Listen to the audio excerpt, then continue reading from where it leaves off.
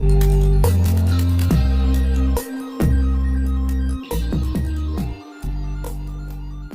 Episode کے آغاز میں آپ دیکھیں گے کہ عثمان بران سے پوچھتا ہے کہ یہ نیا پرچم کیسا ہے بران۔ اس پر بران کہتا ہے یہ کس چیز کا پرچم ہے جناب۔ اس پر عثمان کہتا ہے کہ یہ کائیوں کا نیا پرچم، ہلال اور تیر، یہ نظام عالم کا اشارہ ہے، تو کمانوں کے جنگی اصولوں کو ظاہر کرتا ہے یہ، اور پھر یہ ہلال اور تیر کے نشان قیام نو کا پرچم ہے۔ اس پر عبد الرحمن غازی بھی کافی زیادہ خوش دکھائی دیتے ہیں۔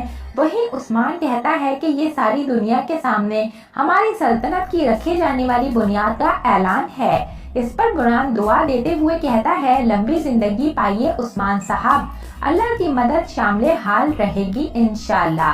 اس پر گنجے بے بھی اپنی نیک خواہشات عثمان سے شیئر کرتے ہیں اور کہتے ہیں کہ ہماری نسل قبیلہ اور قبیلے سے سلطنت بنے گا انشاءاللہ۔ پھر ڈومرول بھی دعا دیتے ہوئے کہتا ہے سلطنت سلامت رہے حضور۔ اس پر عثمان کہتا ہے انشاءاللہ۔ پھر اس کے بعد عثمان آئیگل سے مخاطب ہو کر کہتا ہے کلو جہازات کی غازی آئیگل خاتون بہنوں کی سربراہ رہیں گی۔ اس پر آئیگل مشکور نظروں سے عثمان کی جانب دیکھتی ہے تو عثمان کہتا ہے اللہ ہماری مدد فرمائے۔ اس پر سبھی لوگ آمین کہتے ہیں اور پھر آئیگل کہتی ہے حضور آپ نے مجھے اس قابل سمجھا، مجھے خوشی ہوئی، آپ نے مجھے ذمہ داری دی، مجھے فخر ہے۔ جب بھی آپ کو ہماری ضرورت پڑی تو ہم تلوار اٹھا کر لڑنے کے لیے دوڑی چلی آئیں گی، شیر کی طرح صفیں چیر کر کافروں کو قتل کر ڈالیں گے۔ اس پر بران ڈومرول بھی آئیگل کی بات کی تائید کرتے ہیں۔ وہیں عثمان بھی اپنے سینے پر ہاتھ رکھ کر آئیگل کا شکریہ ادا کرتا ہے اور پھر آئیگل کو خیمے سے جانے کو کہتا ہے۔ آئیگل کے جانے کے بعد عثمان بران ڈومرول اور گنجے بے سے کہتا ہے کہ ایک بہت بڑی ذمہ داری آپ لوگوں کی منتظر ہے، صرف جرأت اور بہادری سے ہی نہیں بلکہ محتاط رہنا بھی آپ کے لیے ضروری ہوگا، اس لیے محتاط رہنا اور ایک دوسرے کی حفاظت کرنا۔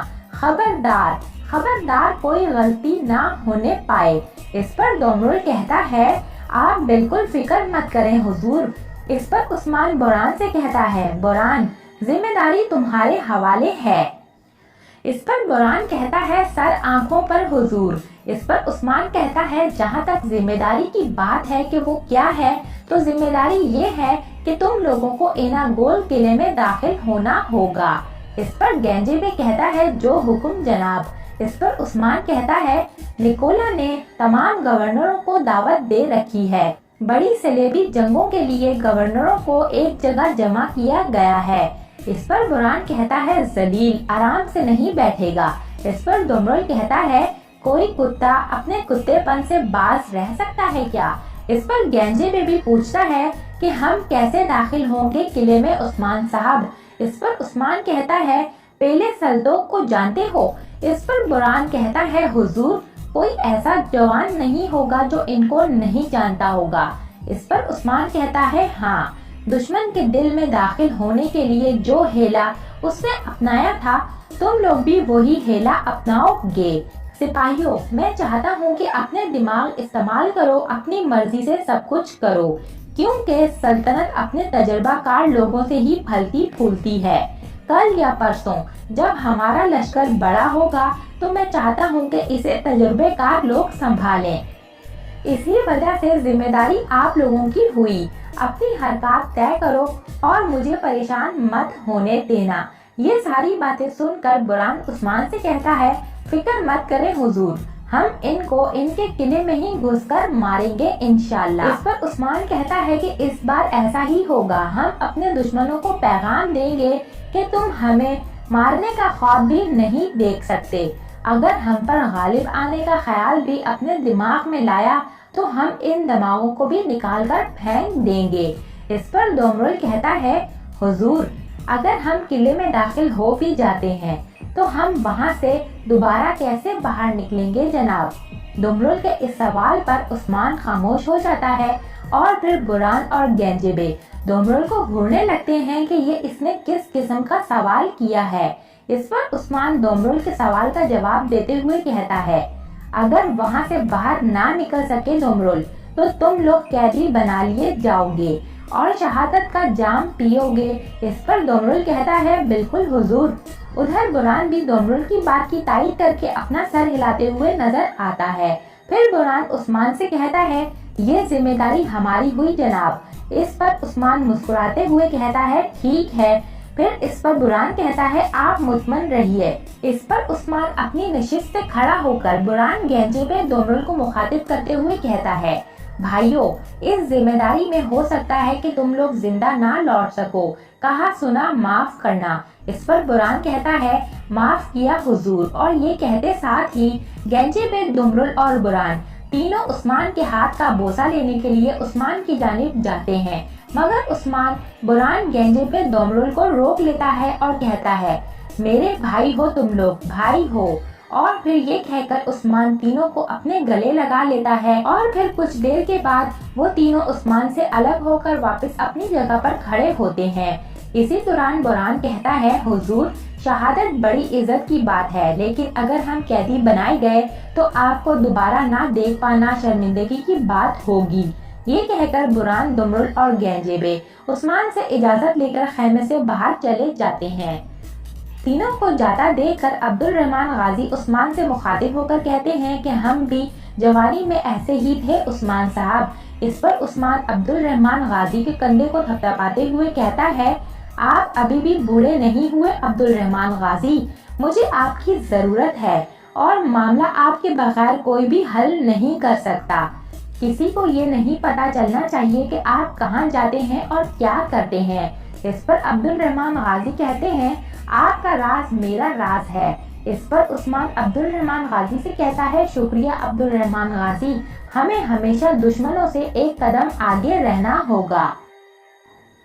دوسری جانب سوگوت بازار میں بالا خاتون غریبوں میں کھانا تقسیم کر رہی ہوتی ہے اور بازار کے عوام بالا سے ایک کے بعد ایک قطار بنا کر کھانا لیتے ہیں اور دعائیں دے رہے ہوتے ہیں۔ اتنے میں ایک اور بوڑھی خاتون آ کر بالا سے پیالے میں حلوہ لیتی ہے اور کہتی ہے بالا، اللہ آپ سے اور عثمان صاحب سے راضی ہو۔ اس پر بالا کہتی ہے اللہ آپ لوگوں سے بھی راضی ہو، آمین۔ اسی دوران گونجا سے بھی کچھ خواتین کھانا لیتی ہیں اور گونجا کو دعائیں دے رہی ہوتی ہیں، اللہ آپ سے راضی ہو، عافیت ہو، اللہ ہر قدم پر برکتیں نازل فرمائے۔ اس پر بالا کہتی ہے سلامت رہیے، شکریہ۔ اور پھر اسی دوران ایک اور بوڑھی خاتون سے بالا کہتی ہے امی جان آپ یہ لیں، ادھر آئیے۔ اس پر بوڑھی خاتون اپنا پیالہ آگے بڑھاتی ہے اور کہتی ہے خداوند ہمیشہ تمہارا ساتھ دے، اور یہ کہہ کر وہ بوڑھی خاتون جانے لگتی ہیں، لیکن اس پر بالا بوڑھی خاتون سے کہتی ہے امی جان آپ رکیے۔ اور اسی دوران بالا پیچھے کام کرنے والی خاتون کو آواز دیتے ہوئے کہتی ہے حفصہ خاتون ذرا سی زحمت کریے اور یہ سنبھالیے۔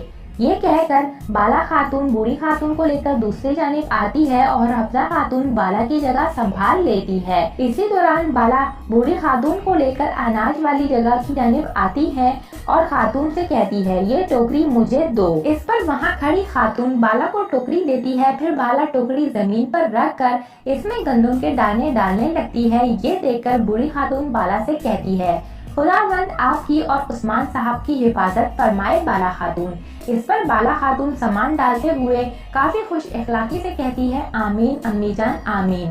ادھر دوسری جانب پیتروس اور سلیمان بالا کو اناج بانٹتے دیکھ کر کافی حیران ہوتا ہے۔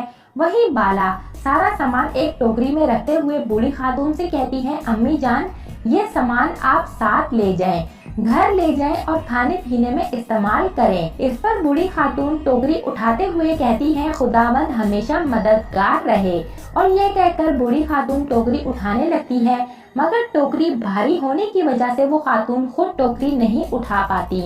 یہ دیکھ کر بالا بوڑھی خاتون سے کہتی ہے ٹھہریے امی جان ٹھہریے۔ اتنے میں بالا ایک سپاہی کو آواز دے کر اپنے پاس بلاتی ہے۔ سپاہی بالا کی جانب آ کر کہتا ہے جی بالا خاتون۔ اس پر بالا خاتون سپاہی کو حکم دیتی ہے کہ یہ سامان ان کے گھر تک چھوڑ آؤ۔ اس پر سپاہی کہتا ہے جو حکم بالا خاتون، اور پھر سپاہی ٹوکری اٹھا کر بوڑھی خاتون کے ساتھ اس کے گھر کی طرف ہو لیتا ہے، اور یہاں پر اس ایپیسوڈ کا اختتام ہوتا ہے۔ نیکسٹ ایپیسوڈ کے لیے آپ ہمارے چینل کو سبسکرائب کر لیں، اس کے علاوہ ویڈیو کو لائک کر کے اپنے دوستوں کے ساتھ ضرور سے شیئر کر دیں۔ Thanks for watching and keep supporting us.